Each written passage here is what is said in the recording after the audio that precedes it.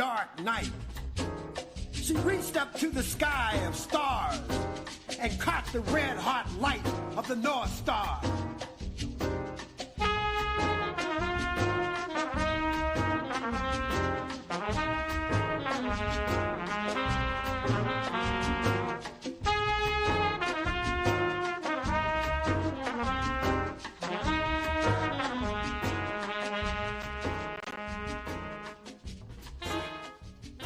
She opened the earth, walking with blood so sweet.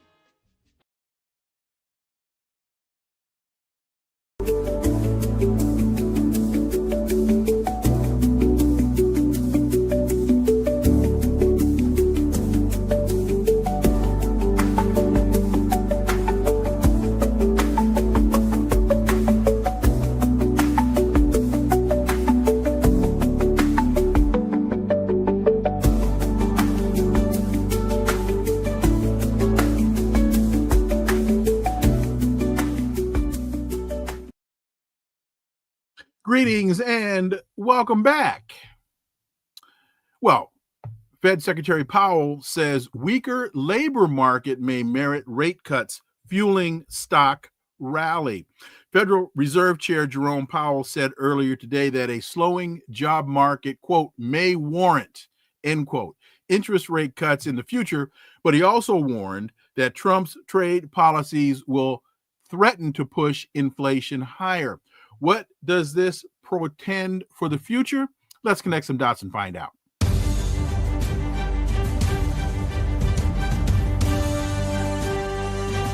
Connecting the Dots with Dr. Wilmer Leon, where the analysis of politics, culture, and history converge.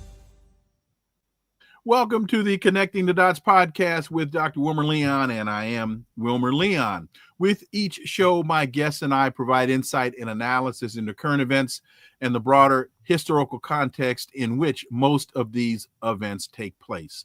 Let me quickly look at a couple of today's headlines. Pete Hegseth authorizes National Guard to carry weapons in D.C. deployment. The 2,000 National Guard members deployed in D.C. will soon be on mission with their service-issued weapons, says Hegseth. National Guard members participating in the invasion of D.C. that Trump ordered will be patrolling the streets armed. For what? I don't know. This authorization applies to members of Joint Task Force D.C., and we now have D.C. National Guard members from 6 states that are involved in this deployment. Folks, I see this as the guinea pigization of Washington, D.C. Yes, I just made up a word, guinea pigization. This is the test lab, I believe, in anticipation of a declaration of martial law. Hegseth also, he fired the head of the Defense Intelligence Agency, Lieutenant General Jeffrey Cruz. The firing follows a June preliminary assessment from the DIA, the Pentagon's main intelligence wing, of the Iran military strikes, which prompted vicious backlash from the Trump administration. The firing follows the preliminary assessment from the DIA, where they said that Iran's nuclear capabilities had been set back only a matter of months, in contrast to Hegseth's and Trump's statements that the capabilities had been obliterated. They can't handle the truth. Israeli Army database suggests that 83% of the dead in Gaza are civilians. Data from an internal Israeli intelligence database indicates that at least 83% of Palestinians killed in Israel's onslaught of Gaza were civilians. This is according to an investigation by Plus 972 Magazine, Local Call, and The Guardian. Folks, can you say genocide? Can you say collective punishment? Can you say war crimes? And finally, Putin's conditions for peace deal. Ukraine gives up Donbass, no NATO, and no Western troops. Reuters reported yesterday, that Russia demands for a peace deal in Ukraine include Ukrainian forces withdrawing from the Donbass, a guarantee that Ukraine won't join NATO, and for Ukraine to keep Western troops out of the country. President Putin has conceded a little bit as it relates to the southern Kherson region, but we're talking about very few variations on the same theme. On today's episode, the issue before us is Fed Chair Powell gave his final keynote at the central bank's marquee economic conference. Quote, "The baseline outlook and the shifting balance of risks may warrant adjusting our policy stance," Powell said at the event, and he received a standing ovation as he began his remarks. What does this tell us? Well, let's talk to my guest. She's a political economist and political scientist, professor at the Department of Political Studies, University of Manitoba, Canada, and director of the Geopolitical Economic Research Group, Dr. Radhika Desai. As always, welcome back. Always great to be here, Wilma. Thanks. So, Federal Reserve Chair Powell opened the door for rate cuts next month when he said the labor market might be softening enough to rein in inflation that is being pushed up by tariffs, but suggested the outlook was changing in a direction that could justify a resumption of rate cuts, as a lot of people were paying attention to his final comments today. Let me read this paragraph and then I'll turn to you. "The balance of risks appears to be shifting while labor markets appear to be stable. It is a curious kind of balance that results from a marked slowing in both the supply of and demand for workers that has led to an unusual situation in which the risk of worse than expected labor market outcomes are rising, and if those risks materialize, they can do so quickly in the form of sharply higher layoffs and rising unemployment." That does not sound very positive, Professor Desai. Well, I think that it has been the habit of the Federal Reserve to always use statistics relating to the real economy, to the productive economy, particularly statistics relating to levels of employment, in order to justify their loose or easy money monetary policy stance. Mm-hmm. This has been the case for the last 2.5 decades. The first time that you got a sustained period of extremely low interest rates, in recent history anyway, was when Greenspan reduced interest rates from right after the dot-com bubble burst. And he kept them low in good part with a deliberate intention of stoking the property and the real estate and credit bubbles, knowing very well that there was no other way that the US economy could grow. Moreover, knowing also that the cheap money that the Federal Reserve was providing was not going to productive investors, people investing in farms, factories, etc. It was going chiefly to financial institutions, big banks, and through them to other financial institutions and the entire network of legit and shadow banking institutions. And with this cheap money, these guys were speculating. They were creating asset bubbles. So we had that asset bubble burst in 2008.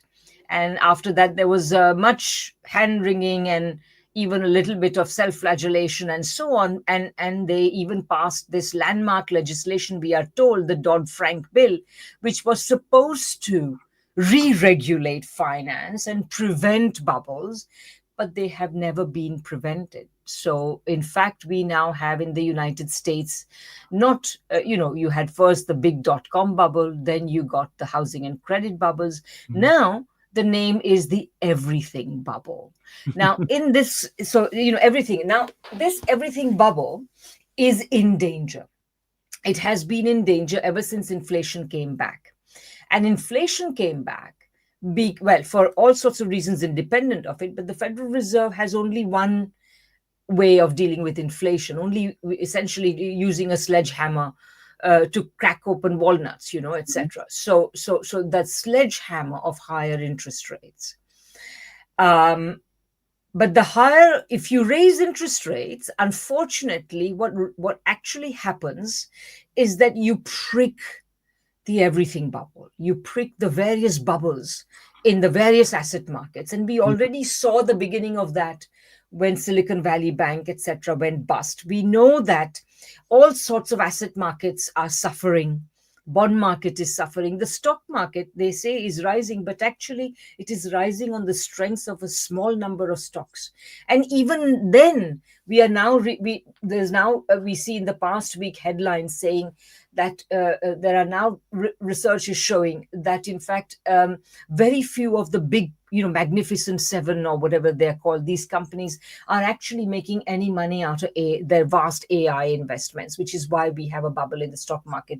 It's assumed that these stocks are going to make a lot of money out of AI. So anyway, to bring so Powell needs to, on the one hand, fight inflation, but he can't take that very far, because if he does that, the asset bubbles on which all his financial capitalist cronies have got rich will be burst. So he has been looking for a way to reduce interest rates anyway. So, but now he makes it sound as if he's doing it with regard to, of course, the employment figures that, they are looking a bit weak. Maybe we should be. But so the Federal Reserve is probably going to go down in the Trump years, because Powell may, if Powell, Trump, as you know, has already been threatening Powell. But anyway, I think we are one way or the other, whether Powell is the chairman or not, we are going to see a Federal Reserve that will become a lot more tolerant of inflation in the prices of real goods and services in order to keep afloat the inflation of asset markets. And that, I think, is the answer to this question, but I'll phrase it anyway. Are they, and they being Powell and the Fed and Trump and his crew, and they are at loggerheads, are they as concerned about U.S. economic growth and as in increase in production as they are about protecting the financial sector? Well, this is it. I mean, look, if they are, their only concern is to protect the profits of the financial sector, the profits that basically come from speculative gains, in which, there's always a hierarchy. Mm-hmm. There are on top, the people on top of the totem pole, so to speak, of speculation, always gain the most from rises in the market and lose the least when the market falls. And then you have various layers, and at the bottom are the retail investors, the real sort of, how can you say, they are the they are the ones who will gain the least when the market rises, and they will lose the most when the market falls. So, but the thing is that the Federal Reserve has always been primarily interested in this, and so, as I say, they always use the rhetoric of, the employment market is soft, so we will reduce interest rates. But even when they reduce interest rates, the money does not go to productive investment, mm-hmm. because they have created an economy in which ordinary people, imagine I was a business person. Would I invest in an economy that is doing so badly? Would I invest in an economy in which the demand conditions that are looking so bad because ordinary people are not making enough money to be able to create a broad-based demand? So you're not going to get much investment. Nobody's going to borrow to invest in, as I say, in farms or factories. What they borrow for, and there is an enormous amount of borrowing, what they borrow for is to speculate, the leveraged trading that goes on. You borrow money, you throw in vast amounts of borrowed money into the trade, you make a pile, and then you pay a small amount of interest. That's what easy money does. If the Federal Reserve really wanted to run an economy which was, created lots of jobs, well-paying jobs, run an economy which was tremendously productive, etc., it would be the first thing it would do is it would regulate the financial sector in such a way that money did not go into speculation, but into productive investment. And of course, it would be part of a larger economic strategy, which did not impoverish working people. It actually broadened the market. It would also, of course, have an industrial policy in which it would control what capitalists did rather than be controlled by it, and so on. So and one last thing I'll say, if you want to realize what the Fed is really up to, consider this. Back in the late 70s, I think, in the last Carter years, a Congress enacted legislation which gave the Federal Reserve its current dual mandate. Before that, it only had a single mandate. The single mandate was that you must not permit inflation to take place. Now it had a double mandate, that they should keep inflation low as well as unemployment low. So this dual mandate was acquired by the Federal Reserve in the very late 1970s. Then the new incoming Federal Reserve chairman, Paul Volcker, what does he do more or less as soon as the Federal Reserve acquires this dual mandate? He imposes the infamous W-shaped prolonged recession of the early Reagan years that people of a certain age will remember. And this was purely in order to save the value of the dollar. The international value of the dollar was plummeting in the late 1970s. Some people may remember that, for example, at about 1980 or so, the price of gold vis-a-vis the dollar, which shows you how much the dollar had become devalued, the price of gold had reached $800 an ounce, which in today's terms would be like, not only recently we have reached that level again in real terms, accounting for inflation, which is more like $3,000 or something. But anyway, so that point is only now being reached. But what I'm trying to say is that Paul Volcker, no sooner had he got this dual mandate than he proceeded to violate it, because he imposed unprecedented levels of unemployment not seen since the days of the Great Depression. When we take this to the practical applications of the average working person, the working poor in this country, the gig economy, people working 3 jobs just to remain poor, and then you add the U.S. having to service its debt on top of this, people going into the grocery store, scratching their heads saying, what's happened to my life? What has happened to my finances? What has happened? And there just seems to be this tremendous disconnect between the American dream, the 40-hour work week, the insurance, the benefits that came from a 40-hour work week, being able to pay for your home, buy a car, send your child to college. That now just seems to be of the days and era of an America long passed away, and does not seem to give any indication that it's coming back. No, absolutely. And you have to remember that from a financial point of view, all of those good things, I mean, they were probably less good than we imagined, but they were certainly better than what we have today. But anyway, all those, that good period when anyway, most people had decent jobs and so on. this period was a period during which the financial sector was heavily regulated. You see, the United States emerged from the Great Depression era. Under Roosevelt, the U.S. Congress passed some of the most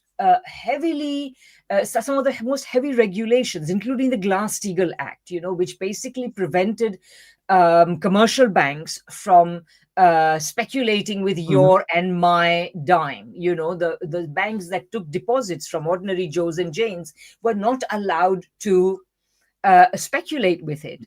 And that legislation was, there was, and then you see by around the same time, around the 1970s, you also got like the beginning of a deregulatory trend. And that deregulatory trend accelerated when Alan Greenspan became the chairman of the Federal Reserve. He essentially he continued the deregulation, which culminated under his watch when, on a pretext, he essentially created a situation in which, which essentially required Congress to pass to repeal the Glass-Steagall Act. Because he permitted the merger of, I think Citibank or some very big bank and an insurance company, which was not permitted under the regulation. So then the company had 1 year during which it had to become compliant with the regulations of the Glass-Steagall Act. But this situation itself gave rise to such a tremendous momentum behind the movement to repeal the Glass-Steagall Act that essentially that's what Congress managed to achieve. They had been trying to repeal it going back to the Reagan era and going back to the Bush Senior era. There had been these attempts to try to repeal Glass-Steagall, but they did not succeed until 1999. So what I'm trying to say is that you only get that kind of economy when you compel the financial sector to focus on productive investment, and when you cut off any avenue that they may have to engage in speculation. The financial sector calls this situation financial repression. It's a very bad thing according to them. But without financial repression, you will get exactly the kind of economy that we have, with a tiny elite getting rich, a tiny, unproductive, predatory, speculative elite that gets rich by taking. And taking, not making, but by taking. And the vast majority of the people who make become impoverished. That's the kind of economy that we have, particularly in countries like the United States that have gone farthest down the road of financialization. At Zilla 777, you work to pay for Israel welfare state, Ukraine welfare state, and many wars. Why don't you keep the money? That's a great point that we've discussed on this show, in fact, very recently, but in fact, maybe even with Richard Wolff yesterday. But the fact that the United States is paying the benefits for Ukrainian civil servants. The United States is funding the retirement and bolstering and supporting a number of same thing in Israel, while folks here, again, gig economy, working 3 jobs just to remain poor. Well, I think that certainly, I mean, you could say that, but I think that more broadly, I feel that people in the United States should be standing up against wars in the first place. And we know that they already have, because that's why Trump promised, in order to get elected, Trump had to promise to not start a war, to stop all the wars, and so on, which shows that ordinary working people in the United States have no interest in fighting foreign wars. But you see, when you fight a foreign war, what happens essentially is that money that should be invested in the United States in constructive things like schools and hospitals and roads and what have you are invested in destruction. And the only other thing I would say is that while of course I'm sure that there is a considerable truth in what people say, that you don't have a proper welfare in the United States, you can have hurricanes and the governments give everybody $50, what's that going to do for them? This is ridiculous. But you are giving all this money to sustain the as I say, the government employees and etc. of these other countries. But it's more to the point that these wars are actually not even benefiting ordinary Israelis or Ukrainians. There are probably, I haven't recently looked at the figures, but Israel has been has gone down the road of neoliberalism and financialization quite a considerable way. So it's not like ordinary working people in Israel have much to gain from from this, and certainly not in Ukraine. Ukraine is a society that has it's already been substantially destroyed by the last 3 years of war, precisely by those who have essentially treated Ukrainians as an army for hire to fight a war that is not their war. It is NATO's war. It is the West's war. It is the United States war. So Zelensky is essentially a president who is offering up his own countrymen and women as cannon fodder for a war that is not in the interests of ordinary Ukrainians. So to wrap up, Jerome Powell's speech today, what were your two major takeaways? What are the two major things that the average American citizen should understand about what Jerome Powell had to say today? The first would be that Jerome Powell used the unemployment figures, or rather the low employment generation figures, in order to justify his easy monetary policy stance. But this is part of a rhetorical device that goes back, as I say, at least 25 years, if not more, maybe 30 years, certainly since Alan Greenspan became chairman of the Federal Reserve, which is much longer, close to 35 years ago. But anyway, the point I'm trying to make is that the easy money is not going to go into the pockets of not only not going to go into the pockets of ordinary Americans, it's not even going to go to those business people who might generate a few jobs. It is largely going to go to a predatory and financialized, predatory and speculative financial sector. And the second thing, you asked for two things. The second thing I would say is that this just shows that the Powell and the Federal Reserve has always been in the pocket of the financial sector. And when Trump says he wants low interest rates, he says, he wants, again, he's engaging in the same rhetorical gesture. He does not want low interest rates to jumpstart the US economy, because the way the financial sector is rigged, the money is not going to flow to productive investment.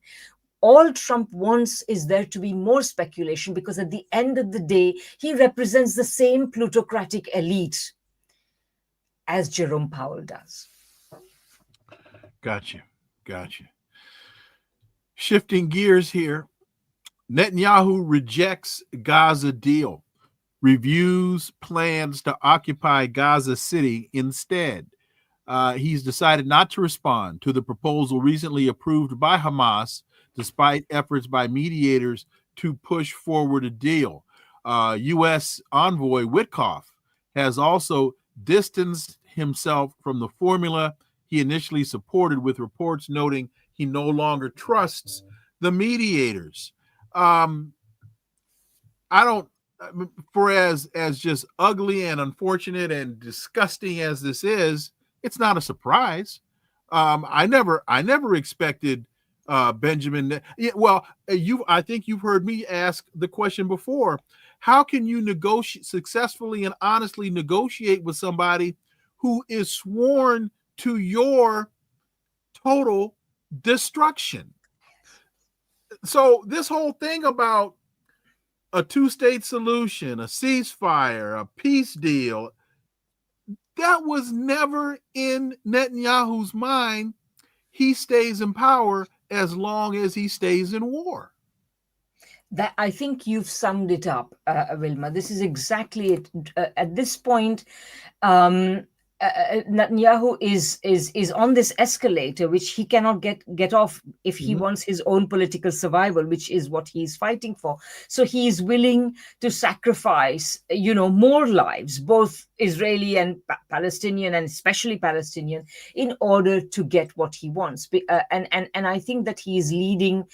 This has now come to a point where the mainstream media, which had until recently been parroting the Israeli line, Hamas is terrorist organization,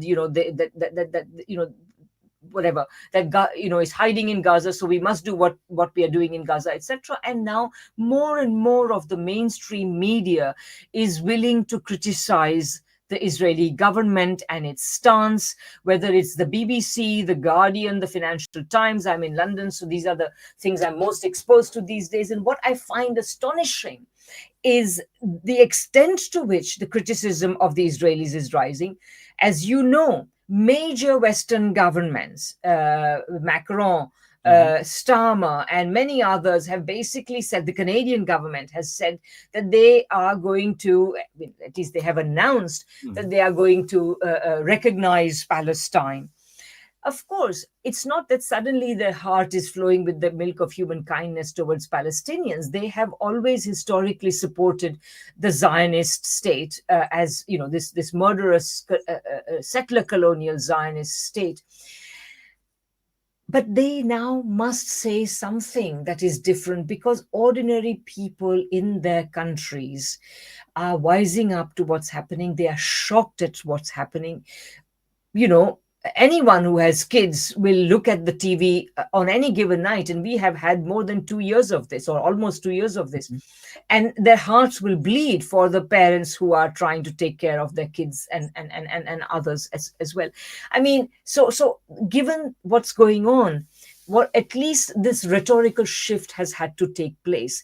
But it's like the West's proxy in the Middle East is now out of control. And it's not out of control willfully. It is out of control because the contradictions of the project are mounting. And those contradictions mean that Netanyahu, for him, it's either he persists in his war, this war in which he's not winning. Right. Despite everything, he's not winning, or he has to admit defeat. And if he admits defeat, then tomorrow he will be in jail. If you just said he's not winning, and while you were talking, I made the note, this also shows the fragility of the IDF, because prior to Netanyahu going into Gaza, we had been sold this bill of goods, this pig in a poke of the idea, the invincibility of the IDF. Correct. And I believe that the conflict finds itself in its current state because the IDF was not and is not nearly what they projected themselves to be. They cannot do what they want to do without the United States. And that's the piece of this over the last week or so.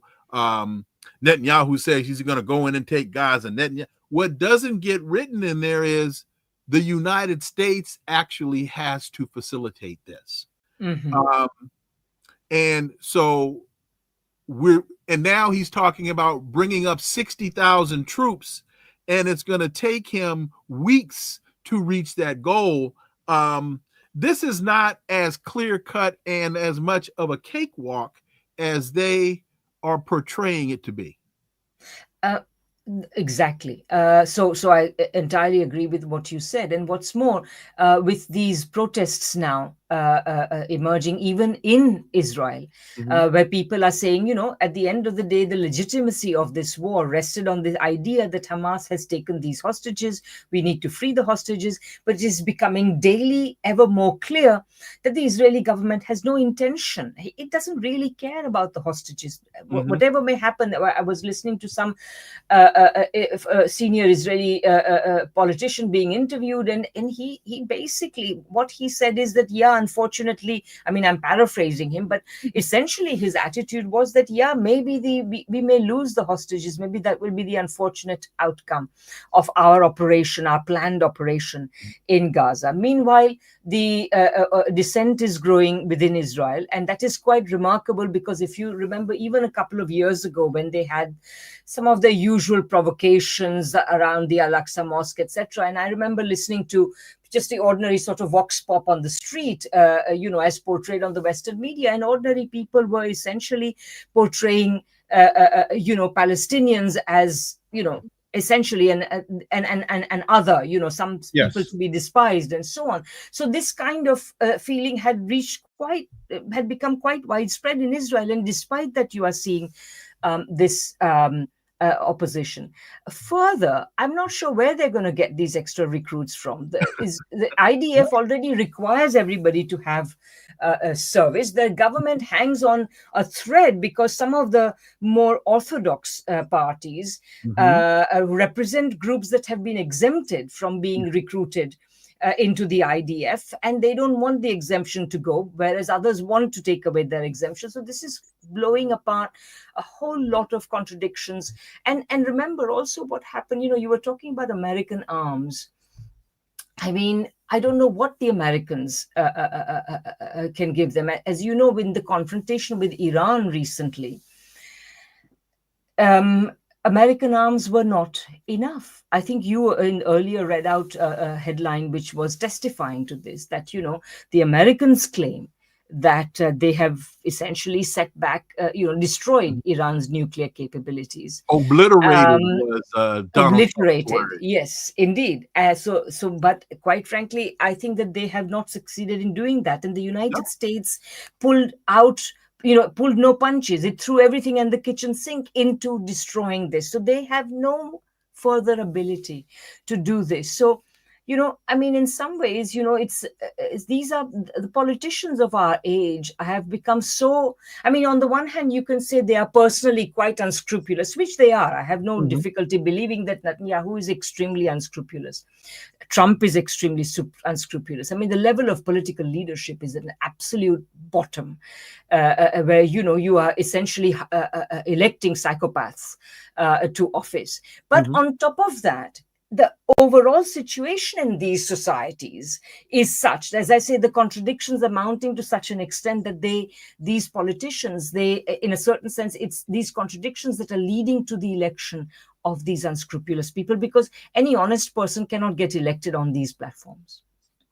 And you just talked about the contradiction in these societies, and I had made the note, this really highlights something that is not getting discussed in Western press, and that is Zionism versus Judaism.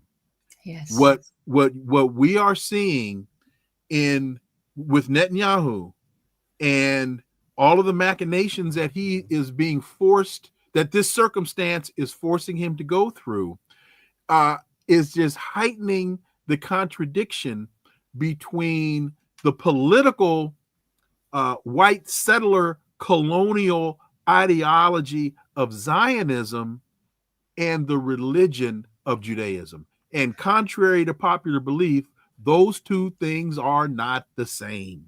No, exactly. And I would say that, I mean, I don't know, I haven't sort of done a poll myself, but I would say most people would distinguish between the two, just as for, I mean, it's funny, there's an odd sort of mirror image here, isn't there? Because there is the same political project that is trying to equate Judaism with Zionism, so that when you are criticizing the Zionist policies of the Israeli state, you are labeled as anti-Semitic. That's how Jeremy Corbyn, for example, was hounded for years, this equation. And similarly, on the opposite side of the coin, you equate Islamic fundamentalism, which at the end of the day is very substantially a creature of the West, beginning with the Mujahideen and so on. So you, so this is a creature of the West. And so you equate this kind of Islamic fundamentalism with Islam. Now, obviously, Judaism and Islam are both very old ancient religions. They represent certain very profound human values. Then there is no doubt about it. But as I say, on both sides of the equation, you have the equation of these religions with extremism, which serves to perpetuate this war. And Kevin Baptiste, Zionism is explicitly a white supremacist ideology. Yes, that is exactly. That is so true. As they want to keep us from saying that, that is nothing but the truth. And again, it's a political ideology that has hijacked Judaism and has used it to further its own settler colonial agenda. With you being in the UK and spending a lot of time overseas, what are you hearing in terms of the international perspective of the United States, Donald Trump, the United States' role in the world and the state of affairs? I don't think it's very positive. But I also know from the time I was in Britain last year, I believe there is still a distinction between the American government and American people. Dr. Desai. Well, of course. I mean, again, I'm sure that most people would not say that ordinary Americans are responsible for Donald Trump. Although, of course, enough people had to vote for it. But as we know, the United States political process is heavily laced with a drug called money. So you get these sorts of results. But anyway, I would say that essentially in everywhere around the world, the United States is becoming a very iffy entity. I mean, I think that already before Donald Trump became president, the United States was not exactly the most popular country. And I remember many years, more than a decade or so ago, well before Trump was elected, the United States was regarded as a sort of, a malcontent in the world, on the world stage, so to speak. And very, very few there were hardly any countries where there was a positive opinion of the United States. So this was already so before Trump became president, and everything that Trump has done since has only made it worse. And I should not forget, by the way, it's not just Trump again. I think that just like Netanyahu, unscrupulous as he is caught in the contradictions of Israeli state, society, political economy, etc. So is Donald Trump, because remember, when Biden was elected, everybody thought that Biden would suddenly change everything. He changed very little. Why? Because it is, if you want to have a government that represents the interests of the ultra rich in the United States, and remember, both Biden and Trump seek to represent the same ultra rich class. You cannot be substantially different. So, and also we have seen this in the case of Trump in particular, that, he, of course, got elected by claiming to be substantially different. And the result is not that he's pursuing a substantially different policy. The result is that he keeps, he announces a policy one day, then he chickens out the next day. So this whole, Trump always chickens out has, this whole taco phenomenon is continuing against China in particular. As you know, there was a deadline earlier this month, and as the deadline neared, the deadline came and went, and all we heard was that, oh, well, everything's been postponed for tariffs have been postponed for another 90 days. So, because, in order to get elected, he has to promise one set of things, but in order to pursue the interests of the classes he represents, he has to do opposite things. So this is the contradiction he's caught in. And you mentioned you can't be substantially or substantively different. And that takes me back to Kamala Harris and the first debate of 2016, I guess it was, when she said, "I am not here for substantive change." Kamala Harris said that in 2016. Was that the first No, debate? no, 20, no, no, no. 20, 20. No, 20. but Harris only ran against Trump last year. No, in the Democratic primary. In the primaries, yes. In the Democratic primary. She said, "I am not here for substantive change." And I think that went past a lot of folks. That's amazing. But that spoke volumes to me. And I've said for a very long time, there aren't a lot of differences between Donald Trump and whether Joe Biden, Barack Obama, or Kamala Harris. You're changing. All you're doing is changing problems, but you still have problems. Well, you have and also problems, but you still have problems. Yes, and funnily enough, Biden used an expression which was quite, I don't fully understand it, but I think it comes from baseball or something. He said, we are in the same wheelhouse. Yes. Yes, that was the expression he used. And the meaning he wished to convey is that he did not represent any substantial change in policy. Yeah, yes. They're operating in the same zone. Yes. And to your earlier point, some of the optics change, the language changes. For example, Scott Ritter, I remember in November said after the election had ended, he said, if Kamala Harris had won, in 6 months we'd be in a nuclear war with Russia. Because she was going to double down on the Biden policy in Ukraine, which was going to force Putin to respond. So was Donald Trump going to get us into a nuclear conflict? Probably not. So you're changing problems, different problems, but you still got serious problems. Yeah, and he came pretty close. Yes. In Iran. He is not really solving the Russia issue. No. He is continues to threaten China.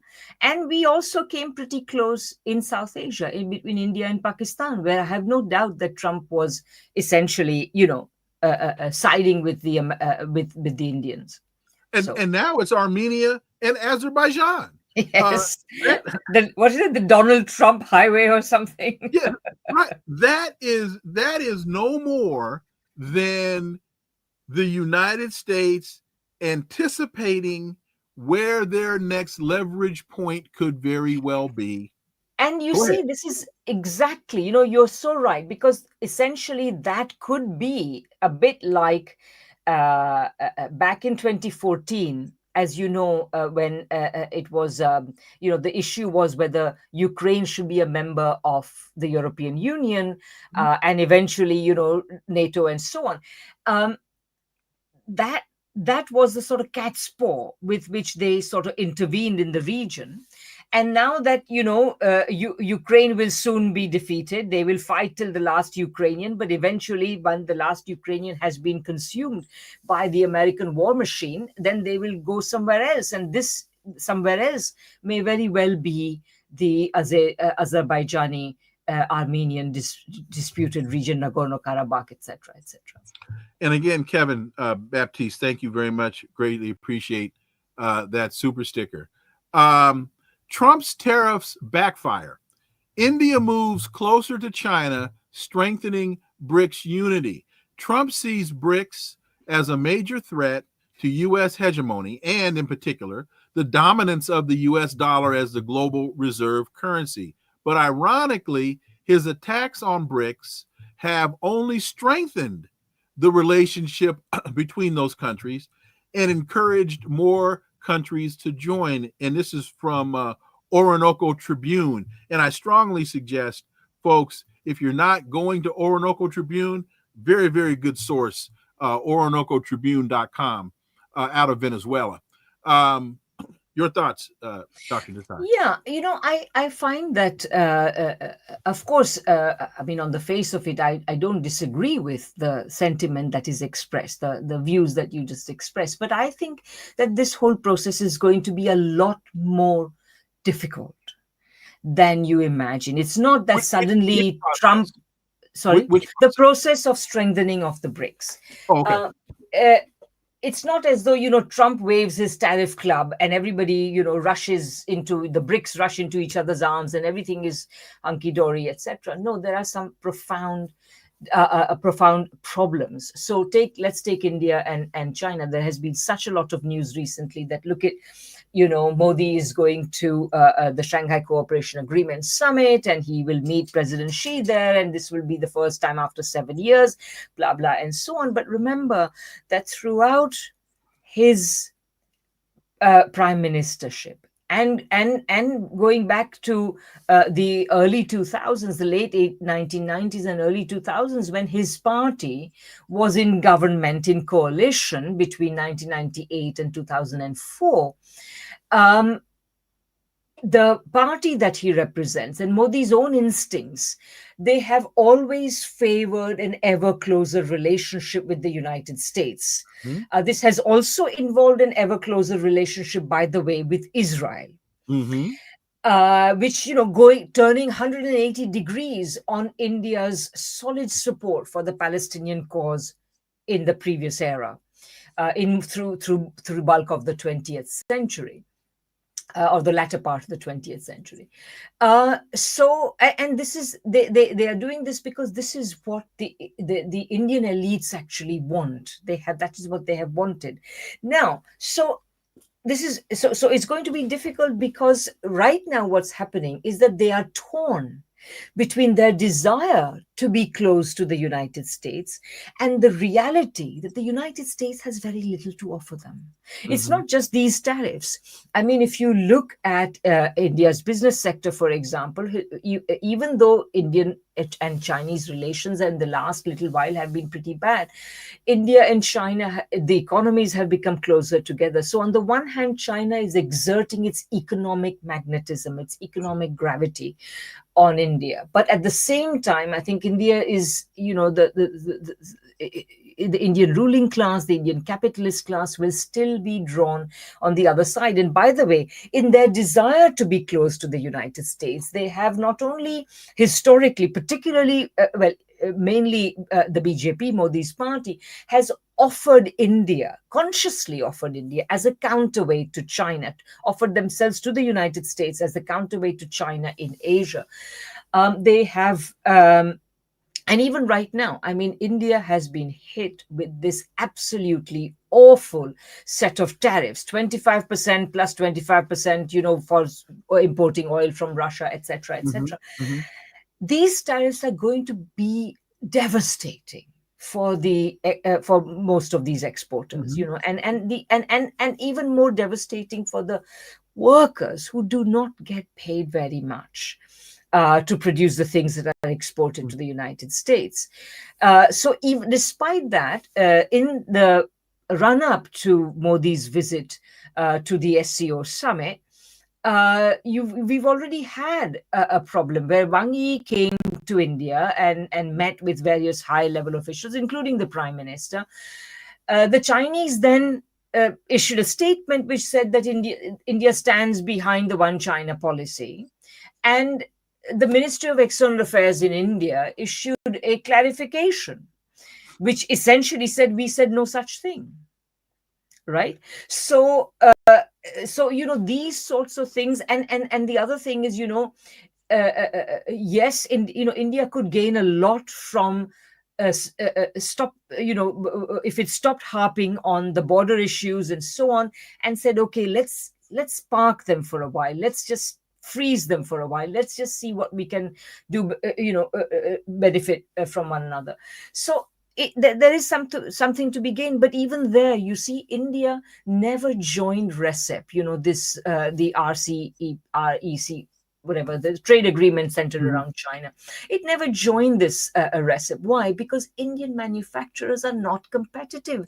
If you opened up trade between India and China, they would be destroyed. That's the reason why India is a heavily protectionist country, which is true. And Trump has said that. Peter Navarro has said that. They are not wrong. The reason is because Indian industry is not competitive. Now, and by the way, I should also add one other little thought about this situation. Modi in the recent period, with the imposition of Trump's tariffs, has said, very grandly stated, oh, I will not compromise the interests of our farmers, blah, blah, etc. When, just 4-5 years ago, he was attacking the same farmers. They had to come out on the streets and protest for a year and more in order to get the 3 farm laws repealed that Modi was trying to impose on them, which would have destroyed Indian agriculture. And now he's claiming to stand up for them. But that's, anyway. So there are various interesting aspects to this. So while I think that the underlying logic does indeed point to greater closeness among the BRICS, many of these BRICS countries are not going to, they are going to go into it kicking and screaming. Let's put it that way. So two final questions as we wrap up. And thank you as always for your time. In listening to you talk about Modi, I wondered, and this is a very general, broad brush question. Are there parallels to be drawn between Modi and Erdogan in Turkey, in that they both seem very interested and adept at playing both sides against the middle, particularly as it relates to the United States? I would, okay. I mean, look, I don't... At a very high, just at a very, very high level. Yeah. I would compare, I mean, Erdogan is, very capricious. And Turkey also finds itself, I mean, again, there are various contradictions there as well. But but I would say that,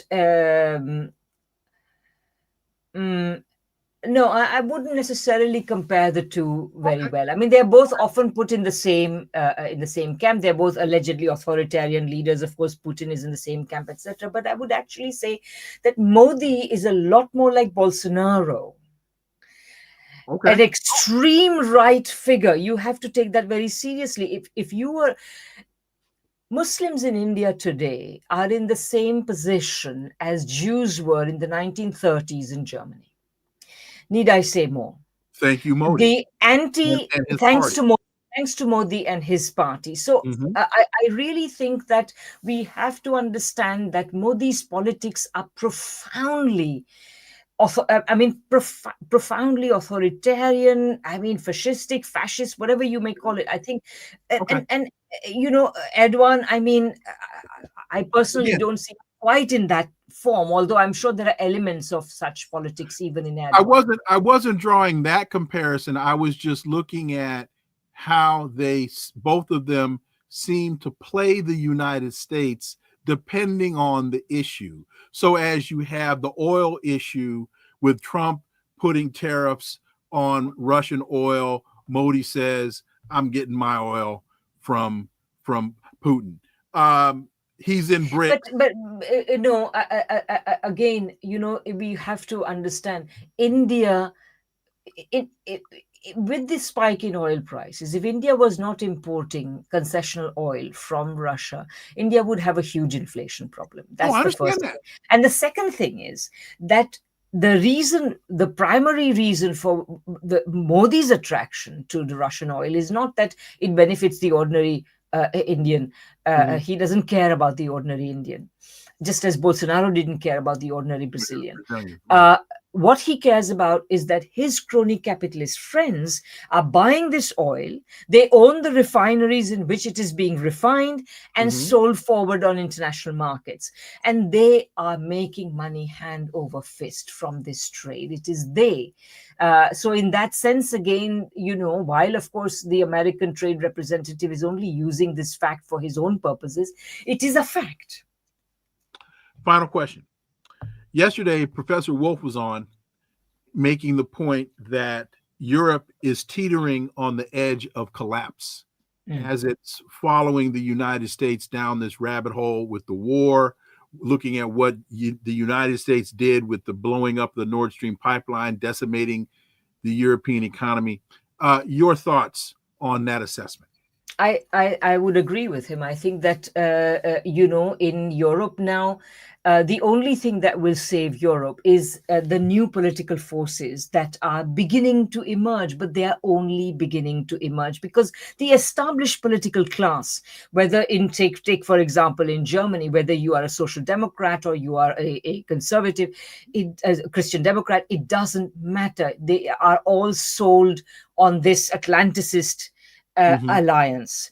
But you have political forces like the Bundesrat Wagenknecht, possibly Die Linke, although Die Linke still remains too Atlanticist for my taste. But anyway, in Britain now, as you know, Jeremy Corbyn and Zara Sultana have started a new party, which we will see how it develops. But we need these sorts of political forces that will question the historic privileges of the West. They will point to the damage that 45 plus years of neoliberalism have done. They will point out that we are not living in productive societies, but in highly financialized societies, a process that needs to be reversed. And they will point out that on foreign policy, we've got to stop supporting Israel. We've got to take a more balanced position on Ukraine, etc. We've got to not make an enemy out of China.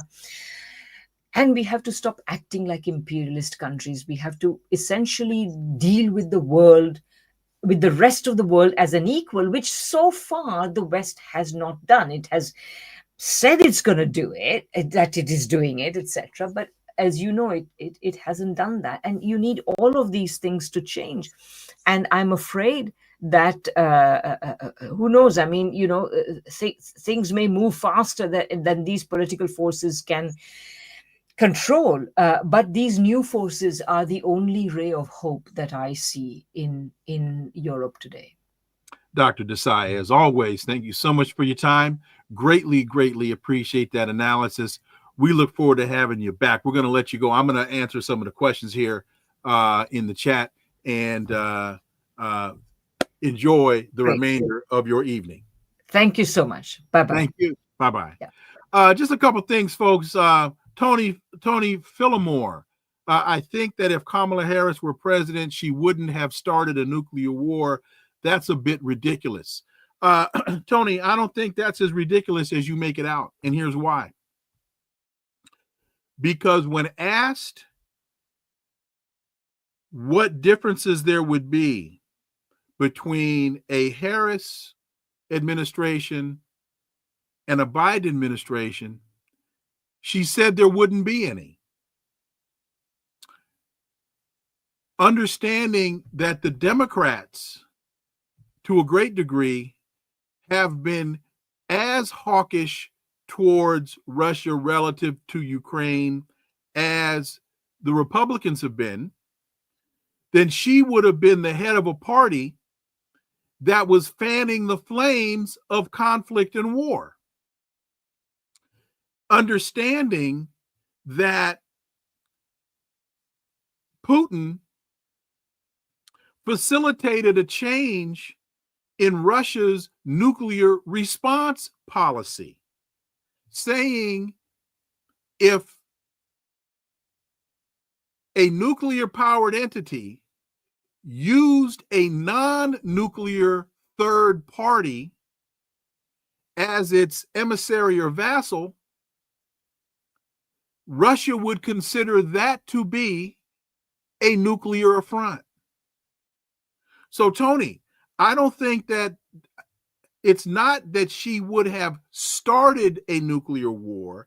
It's that she would have facilitated the conditions that would have resulted in nuclear conflict, or that she would have started a war. I mean, you can spin it any way you want to, but that's not a, you can say, oh, I don't think that would have happened.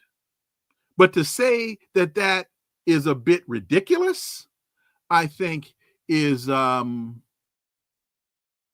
fully appreciating the dynamics involved.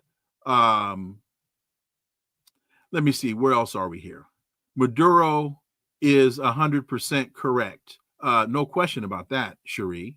Yeah, folks, you gotta ask yourself, why is the United States really poking its finger or trying to poke its finger in the eye of Venezuela? And why is it trying to do that now?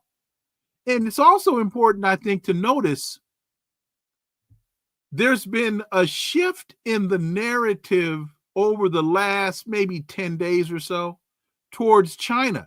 We're not hearing nearly as much in mainstream Western press about China as we have been. We're hearing more about Venezuela than we're hearing about China. But you got to understand this. Conflict in Ukraine, United States has started that. Conflict with Iran, the United States is fanning the flames of that. Conflict, potential conflict in Venezuela, potential conflict with China.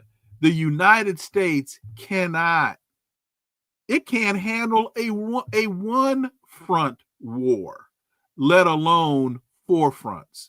That is just utter foolishness. Where are we here?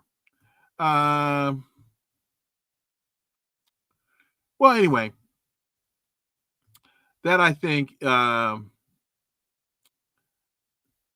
should take us to the end of our show.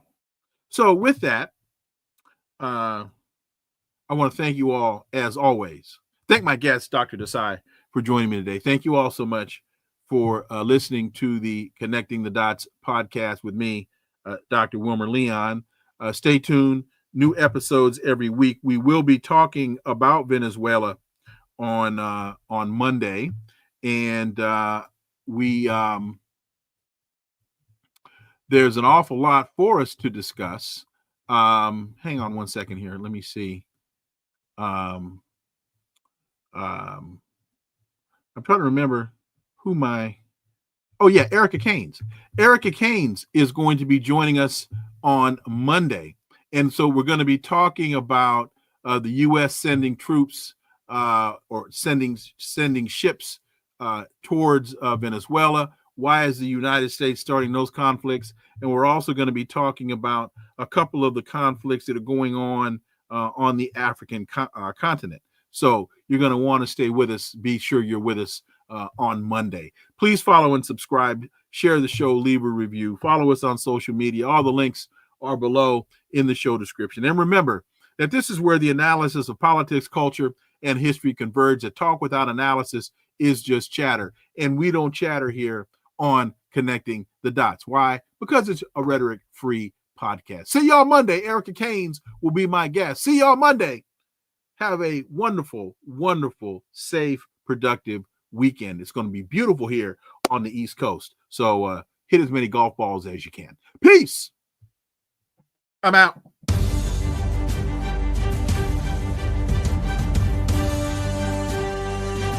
Connecting the Dots with Dr. Wilmer Leon, where the analysis of politics, culture, and history converge.